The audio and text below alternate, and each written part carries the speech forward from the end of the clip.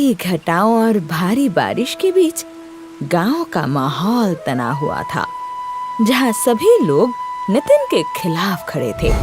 अरे भगाओ इस नितिन को यहाँ से। पहले इसके बापू को वो अजीब बीमारी निकल गई और अब ये पूरे गांव में छुआछूत फैलाएगा। सही कहते हो भैया, मैं तो भूलकर भी उसके हाथ का पानी तक ना पीऊं। अरे हाँ, आज ही इसको उठाकर गांव के बाहर फेंक दो। अंदर कमरे में नितिन अपने बापू की तस्वीर पर चढ़ी माला को देख बिलख रहा था। बापू, मैं हिम्मत नहीं हारूंगा। मैं ये गांव छोड़कर कहीं नहीं जाऊंगा। ये आपकी जमीन है बापू। नितिन जैसे ही बाहर कदम रखता है, खबरदार, अगर किसी ने भी नितिन को हाथ लगाया तो गांव में लठ बच जाएगी। एक एक को खदेड़ दूंगा यहाँ से। अरे तुम्हारी तो शादी हुई नहीं, पर हम तो परिवार वाले हैं ना। अगर किसी को कुछ हो गया तो? ना तो किसी को कुछ होगा और ना ही मैं ये गांव छोड़कर कहीं जाऊंगा। ये मेरा घर है, मेरी जमीन है। ठीक है, तो हम सबने भी फैसला कर लिया है। गांव वालों, कोई भी इस नितिन के ठेले पर कुछ नहीं खाएगा। शंभू अपनी दुकान पर काम कर रहा था। तभी एक आदमी बाइक ढकेलते हुए वहाँ आता है और साथ में उसकी पत्नी चिल्लाती हुई आ रही थी। मैंने कहा था, कहाँ ही था कि इस बाइक से मत चलो। अब लो, बंद हो गई ना। अरे दिक्कत बाइक में नहीं है, तुम्हारी जबान ही काली है। मेरी जबान काली नहीं है, मेरा सिक्स सेंस बहुत अच्छा है। क्या सिक्स्थ सेंस? नॉनसेंस। अरे शांत हो जाइए। भैया बताइए, बाइक में क्या खराबी आ गई है? शंभू भाई, अचानक रास्ते में झटका मारकर बंद हो गई। ठीक है, अभी देख लेता हूँ। ठीक उसी समय नितिन अपना मैगी का ठेला पैदल खींचते हुए दुकान के सामने से गुजरता है। भैया 2 प्लेट लगा दें, मात्र 15 रुपया प्लेट है। अरे चलो यहाँ से, ये तो बीमारी वाले का बेटा है। हाँ, चलो। भैया बाद में गाड़ी ठीक करवाएंगे, अभी कुछ काम याद आ गया है। अरे पर दोनों बाइक को धक्का लगाते हैं और जल्दी से वहाँ से निकल जाते हैं। सॉरी भाई, मेरी वजह से। छोड़, जाने दे। वैसे ये बता, इस मौसम में ठेला खींचकर कहाँ ले जा रहा है? दूसरे गांव। अब अपने गांव में तो कोई मुझसे कुछ नहीं खरीद रहा, तो अब किशनपुर जाकर मैगी बेचूंगा। तू पागल हो गया है क्या? गांव यहाँ से बहुत दूर है। ऐसे पैदल ठेला लेकर तू कब जाएगा और कब वापस आएगा? अरे तेरा तो पूरा दिन सिर्फ आने जाने में ही निकल जाएगा। तो फिर क्या करूं भाई, हाथ पर हाथ रखकर बैठा रहूं? शंभू की नजर अपनी दुकान के कोने में खड़ी एक पुरानी ऑटो रिक्शा पर जाती है। हाँ, एक रास्ता है, तू इस ऑटो को ले जा। ऑटो? पर मैं इसका क्या करूंगा? अरे बुद्धू, इसे हम मॉडिफाई करेंगे ना। पीछे की सीट हटाकर स्टील का प्लेटफॉर्म, गैस चूल्हा और मैगी मसाले के रैक सेट कर देंगे। आगे बड़ा सा बोर्ड लगा देंगे। फिर तू गांव-गांव जाकर इसी में गर्मा गर्म मैगी बनाकर बेचना। भाई, तेरा ये एहसान मैं कभी नहीं भूलूंगा। सच कहता हूँ, जैसे जैसे मेरी कमाई होगी ना, वैसे ही मैं तेरी पाई पाई चुकता कर दूंगा। ठीक है बाबा, दे देना। अब हथौड़ा उठा और साथ में लग जा काम पर। दोनों दोस्त तुरंत काम में जुट जाते हैं। अगले दिन जोरदार बारिश के दौरान एक अनोखी ऑटो रिक्शा हॉर्न बजाते हुए किशनपुर गांव में दाखिल होती है। आइए भाइयों और बहनों, इस रिमझिम बारिश में खाइए चटपटी मैगी। अरे वाह, ऑटो में मैगी! ऐसा नजारा तो पहली बार देख रहा हूँ। लगाओ मेरे लिए 1 प्लेट। अभी लीजिए भैया। पहला निवाला मुंह में रखते ही मनीष का दिल गार्डन गार्डन हो जाता है। वाह वाह वाह, क्या बात है, कमाल कर दिया। धोती फाड़ के रुमाल कर दिया। शुक्रिया भैया। तुम यहाँ के तो नहीं लगते, किसी और गांव से हो क्या? हाँ, मैं प्रेमपुर से हूँ। एक बार फिर प्रेमपुर गांव में खौफ का साया गहराता जा रहा था। नब्ज धीमी चल रही है और शरीर बर्फ की तरह ठंडा पड़ रहा है। समझ नहीं आ रहा कि ये कौन सा बुखार है। वैद्य जी, मेरी पत्नी ठीक तो हो जाएगी ना? पता नहीं सोहन, दवाई ने तो असर दिखाना ही बंद कर दिया है। ये लक्षण ठीक वैसे ही हैं जैसे नितिन के बापू कमल को मरने से पहले हुए थे। हे भगवान, मैं तो चिल्ला चिल्ला कर हार गई थी। मत पीने दो कमल काका को कुएं का पानी। अब देखो फैल गया ना छुआछूत, और जाते जाते पूरे गांव को अपना पाप दे गया। सही कह रही हो जानकी, ये बीमारी की वजह नितिन का बापू ही था। लेकिन अब बहुत हो गया, अब तो इस नितिनवा को गांव से निकालना ही होगा। बिल्कुल ठीक कहा। जहाँ पूरा गांव रहस्यमय बीमारी से परेशान था, वही ठाकुर भानु सिंह इसमें अपना फायदा ढूंढ रहे थे। हाँ, बस सही समय पर माल पहुंच जाना चाहिए। बाकी काम की चिंता आप ना करें। काम ऐसा होगा कि अंत तक समझ नहीं पाएगा कि क्या हुआ था, और फिर आखिर में सभी को मेरे आगे झुकना ही पड़ेगा। ठीक है, रखते हैं फिर। मालिक, वो आपने मुझे बुलाया? अरे हाँ डंका, वो पानी के 2 टैंकर फोन करके मंगवा दो। पर मालिक, कौन सा पानी? पीने का पानी या फिर नहाने धोने वाला पानी? एक नहाने का और एक पीने का। तो कौन सा टैंकर पीने का और कौन सा नहाने का? पहला या दूसरा?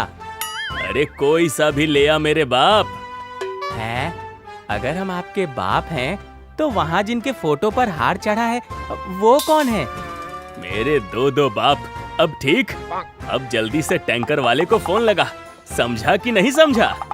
हाँ, समझ गया। रात के समय नितिन भागता हुआ शंभू के घर पहुंचता है। शंभू, शंभू, ये सब क्या है भाई? ये चोट, ये किसने किया ये सब? अरे कुछ नहीं हुआ भाई, बस जरा से सिर फिरे आ गए थे। सच बता शंभू, मुझसे मत छुपा। वो कुछ गांव वाले आए थे, तुम्हारे घर का सामान उठाकर बाहर फेंक रहे थे। मैंने बस उन्हें रोकने की कोशिश की तो धक्का मुक्की में लठ चल गई। मेरी वजह से तुम्हें कितना कुछ सहना पड़ रहा है, पर अब नहीं शंभू, मैं तुम्हें अब और जुल्म नहीं सहने दूंगा। पागल मत बन नितिन, इसमें तेरी कोई गलती नहीं है। अरे ये सब बस कुछ लोगों की भड़काई हुई आग है। पर अब फैसला हो चुका है। मैं कल ही अपनी जमीन ठाकुर भानु सिंह को बेचकर ये गांव हमेशा हमेशा के लिए छोड़ दूंगा। क्या जमीन बेच देगा? अरे तू होश में तो है ना? जमीन से बढ़कर मेरे अपनों की जान है शंभू। अगर मैं यहां रहा तो मेरा खुन्नस ये सभी लोग तुझ पर भी निकालेंगे। अगर तू यहां से जाएगा तो अकेले नहीं जाएगा, मैं भी अपनी दुकान समेटकर तेरे साथ चलूंगा। नहीं शंभू, बिल्कुल नहीं। मेरी बदकिस्मती का बोझ मैं तेरे सिर पर नहीं डाल सकता। प्लीज मेरी खातिर ऐसा मत करना। नितिन अपनी मैगी वाली ऑटो लेकर किशनपुर पहुंचता है। फिर वहां के हैंडपंप से साफ पानी का कैन भरकर अपनी दुकान सेट करने लगता है। अरे नितिन भाई, आ गए तुम? नमस्ते भैया। नमस्ते नमस्ते। आज तो सुबह से नाश्ता नहीं किया, बस तुम्हारे ही इंतजार में थे। जल्दी से 2 प्लेट चटपटी मैगी लगा दो। जी, बस 2 मिनट दीजिए, पानी चढ़ा दिया है, अभी गर्मा गर्म मैगी तैयार करता हूँ। वैसे नितिन भाई, एक बात बताओ, तुम रोज हमारे गांव आकर इस हैंडपंप से पानी क्यों भरते हो? अरे सीधी सी बात है, ऑटो में पहले ही गैस चूल्हा, रैक और बर्तन का इतना बोझ है, ऊपर से पानी का भारी कैन ला देगा तो बेचारी ऑटो का दम तो निकल ही जाएगा ना। नहीं मनीष भैया, बात वो नहीं है। दरअसल हमारे गांव प्रेमपुर का पानी अब पीने लायक नहीं बचा। पानी इतना शुद्ध हो चुका है कि जो भी पीता है भयानक बीमारी का शिकार होकर बिस्तर पकड़ लेता है। क्या तुम प्रेमपुर के रहने वाले हो? हाँ भैया। अरे भाई, ये कैसे मुमकिन है? दोनों गांव की पानी की मुख्य धार तो एक ही पहाड़ी नदी और ये जमीनी स्रोत से होकर बहती है, हैं? पानी पहले हमारे गांव आता है और यहीं से बहकर आगे तुम्हारे प्रेमपुर में जाता है। हाँ, तुम बिल्कुल सही कह रहे हो। जब हमारे यहाँ का पानी एकदम मीठा और साफ है, तो वही पानी आगे जाकर इसके गांव में जहर कैसे बन सकता है? दोनों की बातें नितिन को गहरी सोच में डाल देती है। गांव लौटते ही नितिन सीधा शंभू के दुकान पर पहुंचता है। क्या दोनों गांव का एक ही पानी? हाँ, वही तो समझ नहीं आ रहा। कि एक गांव में साफ और दूसरे गांव में जहरीला पानी क्यों है? लोग तो मेरे बापू पर इल्जाम लगा रहे हैं। अरे उन्हें बोलने दे, ये सब लोग पागल हो गए हैं। सच तो ये है कि कोई जानबूझकर हमारे गांव के पानी में कुछ मिला रहा है। हाँ शंभू, हमें अभी पुलिस के पास जाना होगा।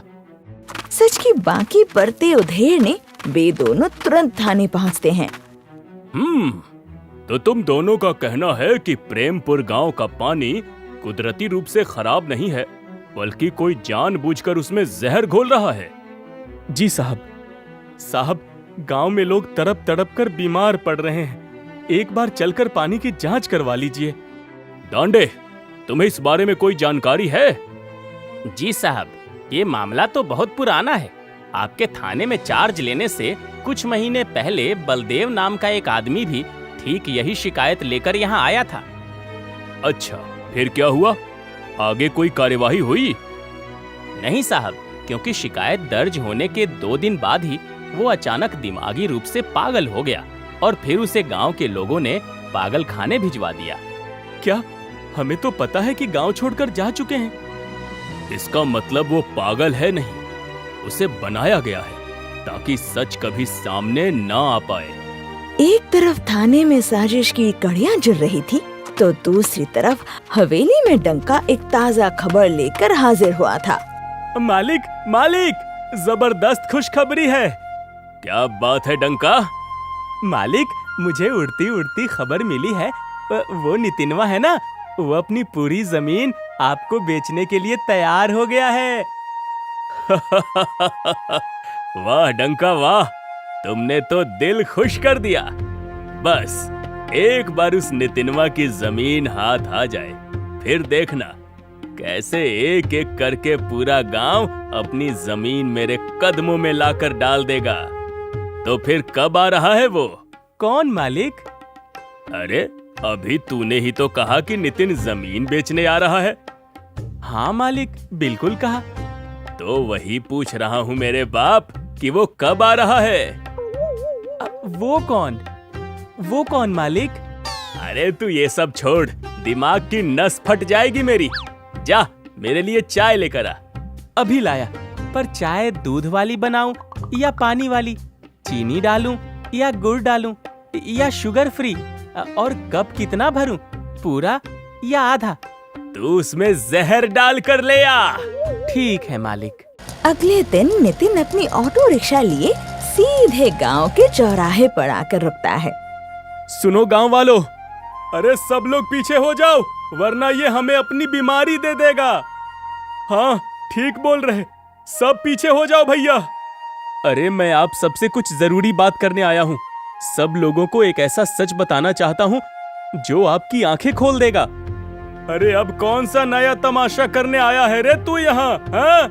ठीक उसी समय डंका के साथ लठ बजाते ठाकुर भानु सिंह भी वहाँ धमकते हैं।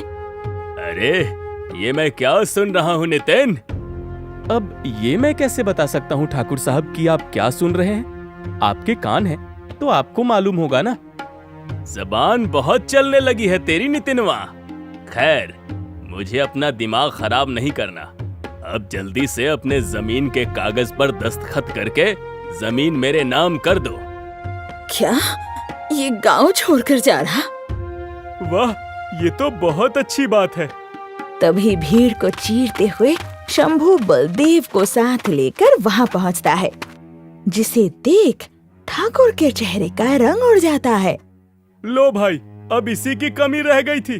पहले एक बीमारू कम था जो अब इस पागल को भी खींच लाया। गांव में फैली बीमारी में कमल काका का कोई दोष नहीं था। वो तो खुद किसी की साजिश का शिकार हो गए थे।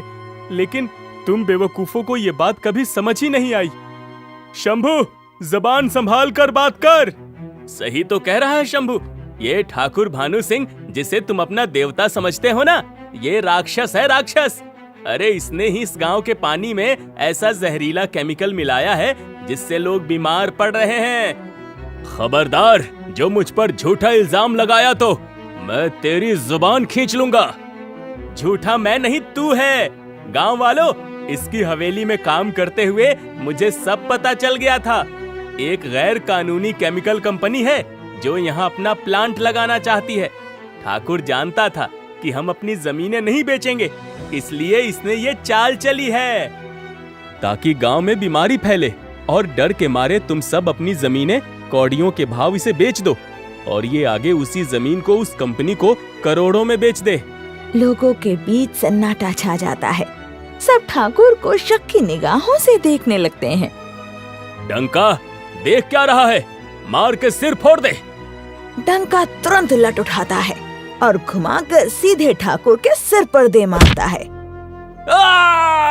अरे मैंने इसका सिर फोड़ने को कहा था, मेरा नहीं। मालिक, गलती आपकी है, आपने क्लियर नहीं बोला ना। ठाकुर कुछ बोल पाता उससे पहले ही नितिन अपनी ऑटो पर लगे चूल्हे पर 2 बर्तन चढ़ा देता है। इस बर्तन में किशनपुर गांव का पानी है और एक में हमारे गांव का, जिससे आप सब रोज खाना बनाते हैं। नितिन दोनों बर्तनों में मैगी और मसाले डालता है और चंद मिनटों में किशनपुर गांव के पानी से बनी मैगी सुनहरी और खुशबूदार हो जाती है, जबकि प्रेमपुर के पानी वाली मैगी बदरंग पड़ने लगती है।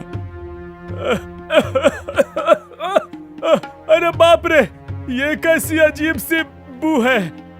आप लोगों को शायद मालूम नहीं, पर एक ही नदी से पानी दोनों गांवों में आता है, फिर भी हमें ऐसा पानी मिलता है जो पीने लायक भी नहीं है। इंस्पेक्टर पटेल जीप से उतरते हैं, जिनके हाथ में लैब रिपोर्ट थी। नितिन बिल्कुल सही कह रहा है। गांव वालों, ये रही लैब रिपोर्ट। इसमें पानी के अंदर जानलेवा केमिकल मिलने की पुष्टि हुई है और अभी अभी हमने ठाकुर की हवेली से केमिकल के ड्रम बरामद किए हैं। ये सब झूठ है साहब, ये लोग मुझे फंसाने की साजिश रच रहे हैं। ठाकुर, अब ये बकवास बातों का कोई मतलब नहीं है। Don't waste my time dude. Police Thakur और डंका को धर लेती है और गांव वाले शर्मिंदगी से सिर झुकाए खड़े रहते हैं। नितिन, हमें माफ कर दो। हाँ बेटा, हमने बहुत बड़ा पाप किया है।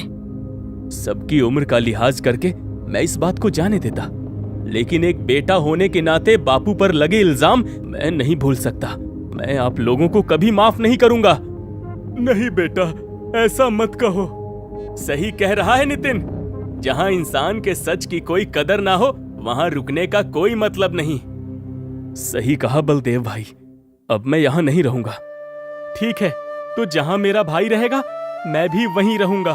तीनों मिलकर किशनपुर गांव में एक नई दुनिया बसा लेते हैं, जहाँ नितिन की ऑटो मैगी फिर से अपनी खुशबू बिखेरने लगती है। तो दोस्तों, कहानी यही समाप्त होती है। अब जल्दी से बताइए, नितिन के बापू का क्या नाम था? देखते हैं सही जवाब किसका आता है।